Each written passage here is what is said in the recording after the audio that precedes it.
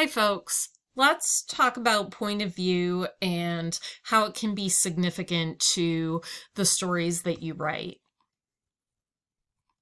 So, point of view is a feature of most narrative writing, including not just fiction pieces, but nonfiction pieces as well, such as memoirs.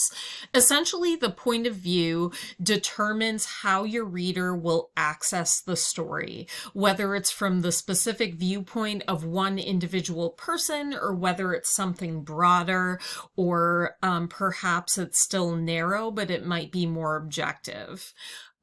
So we're going to look at a couple of different examples to give you a feel for how they differ.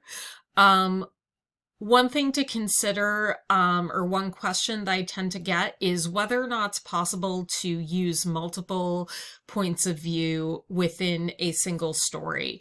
I think that can be compelling as long as it's deliberate, as long as it's clear where the point of view is shifting and why that might be happening. A good example of this working well is the novels of Jodi Picoult. She often writes novels where the point of view shifts with each chapter, and the chapter breaks are kind of a natural transition point for those shifting points of view. So we are going to, as I said, look at a few examples with the idea of helping you perhaps figure out what might be the best choice for the project that you're working on at the moment.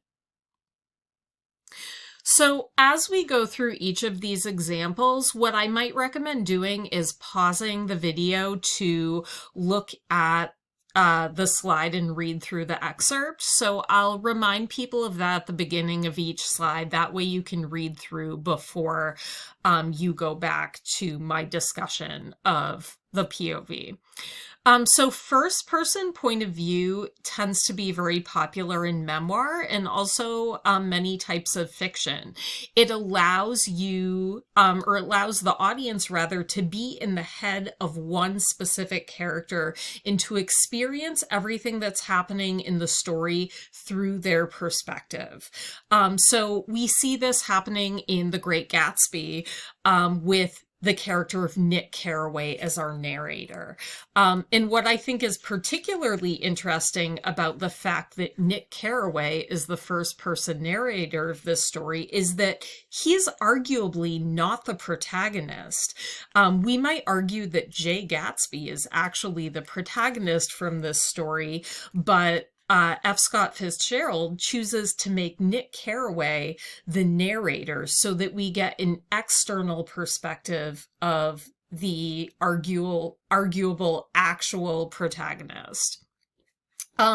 So one of the things to consider about first person perspective is that it allows you to really develop the narrator as a character, because you're essentially in that character's head, and so is the reader.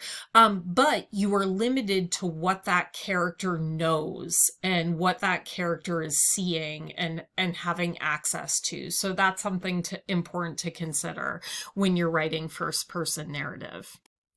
So a subset of first-person narration is the use of unreliable first-person narratives, which are narrators, rather. And these can be very compelling. So if you'd like to take a moment to pause to read through this excerpt from the yellow wallpaper, please feel free. So an unreliable first-person narrator is someone that we are unable to trust to give us an accurate portrayal of what's happening in the story. And there can be a variety of reasons for that. The person can be deliberately deceitful, or perhaps they have an intrinsically subjective view of what's happening. For example, in this excerpt, our narrator is someone who is slowly losing touch with reality. So over the course of the story, the reader really has to struggle to determine what's real and what's not real within the context of what the narrator is telling us. Some other good examples of this are the narrator in Pale Fire by Vladimir Nabokov, and also Gone Girl by Gillian Flynn is a great example of an unreliable narrator in some ways. So another type of narration is first person plural or second person point of view. I think that sometimes it makes more sense for people to call it second person, but if first person plural makes more sense to you, that's fine too. So in any event, this is a point of view that operates exclusively through the use of you pronouns, which is unusual. It's not a point of view that we see a lot in narrative writing. So if you would like, take a moment and pause so you can read the excerpt on the slide. So this is taken from A Small Place by Jamaica Kincaid, which is a really fantastic piece. And I think that it has a very interesting impact on the reader and is a very interesting way to tell a story. I think that there are things that you can do with other types of point of view that you can't necessarily do with first person plural / second person. However, I think that this type of point of view works really well if you're trying to make the reader feel like they're at the center of the story, like the story is actually about them. So I think that that's interesting to consider. And my hope is that you were able to get a sense of that even from this small excerpt.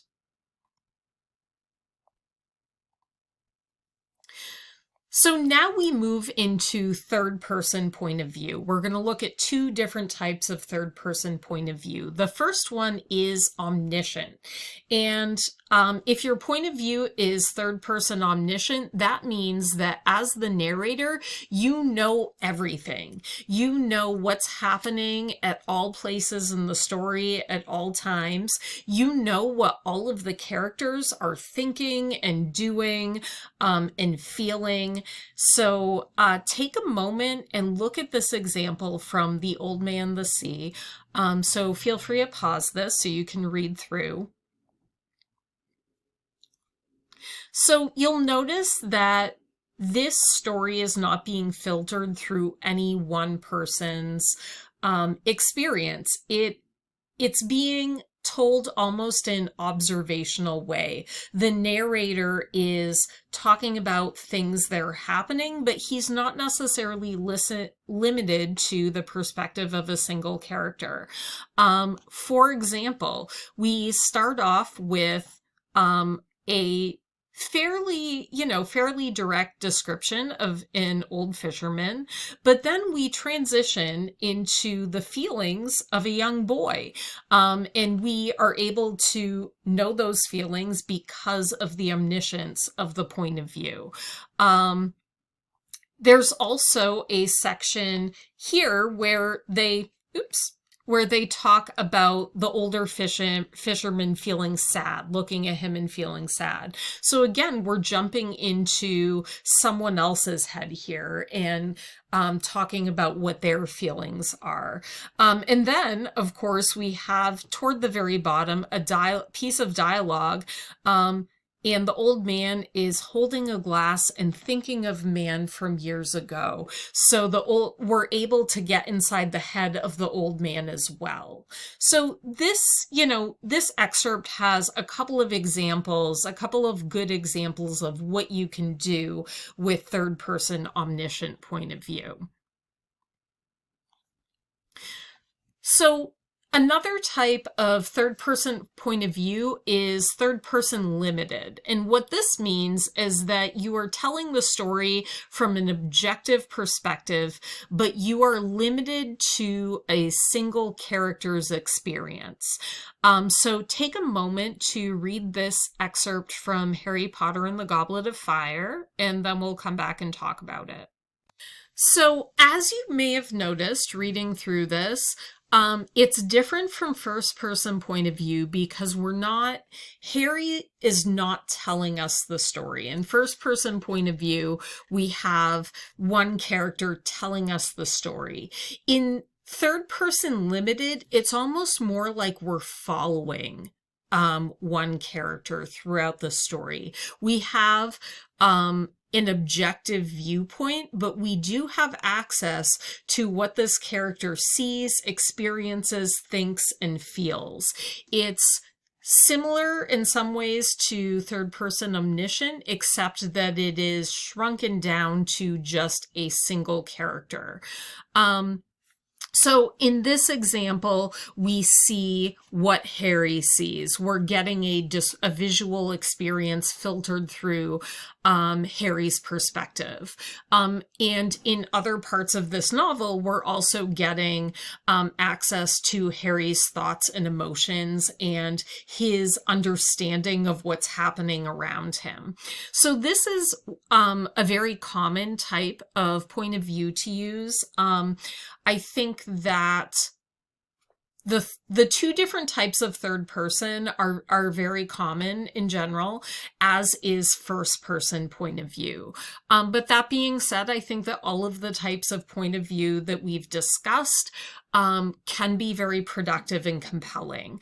Additionally, there are other hybrid types of point of view or non-traditional types of point of view out there to explore on your own if you would like. But my hope is that this overview will at least give you some food for thought in thinking about how you want to use point of view in your own writing.